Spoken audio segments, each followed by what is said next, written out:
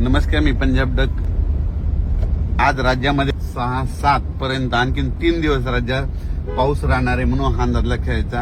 8 तारखेच्या नंतर राज्यातला पावसाचा जोर ओसरणार आहे. म्हणून ज्यांचे पेरणी राहिली असेल तर तुम्ही काय करायचं, 8 तारखेच्या नंतर तुम्ही तुमची पेरणी करू शकता.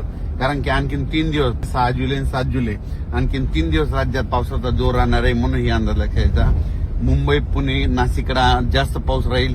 त्याच्यानंतर विदर्भामध्ये पूर्व विदर्भ आणि पूर्व विदर्भाकडे 8-5-6 जिल्ह्यामध्ये खूप जोराचा पाऊस पडेल, म्हणून हे लक्षात घ्यायचं. मराठवाड्यात देखील असाच रिमझिम स्वरूपाचा पाऊस पडणार आहे, म्हणून हा देखील अंदाज सर्व शेतकऱ्यांनी लक्षात घ्यायचा. तसेच नाशिककडं, मुंबईकडं मात्र ह्या 3 दिवस मात्र खूप पाऊस पडणार आहे. नाशिककडे देखील मुसळधार पाऊस पडणार आहे, काही ठिकाणी अति मुसळधार पडणार आहे. मुंबईला मात्र रेनफॉल खूप हेवी टू हेवी म्हणजे खूप पाऊस पडणार आहे. जवळपास या 3 दिवसामध्ये 6-7-8 तारखेपर्यंत मुंबईकडे 8 जुलैपर्यंत पाऊस राहणार आहे.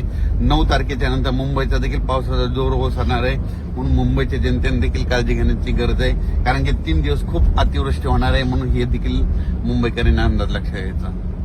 कोल्हापूर, सांगली,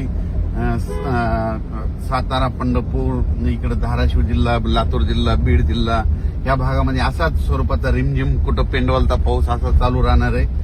आणि ईदभर ओल गेल्याच्या नंतर त्यांनी देखील 8 तारखेच्या नंतर पाऊस उघडल्याच्या नंतर तुम्ही तुमचा पेरणीचा निर्णय घेऊ शकता.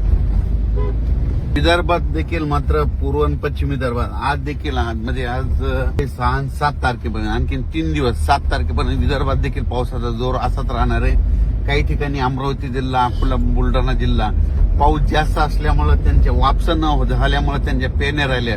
त्या शेतकऱ्याचे फोन येत होते की पाऊस कधी थांबल.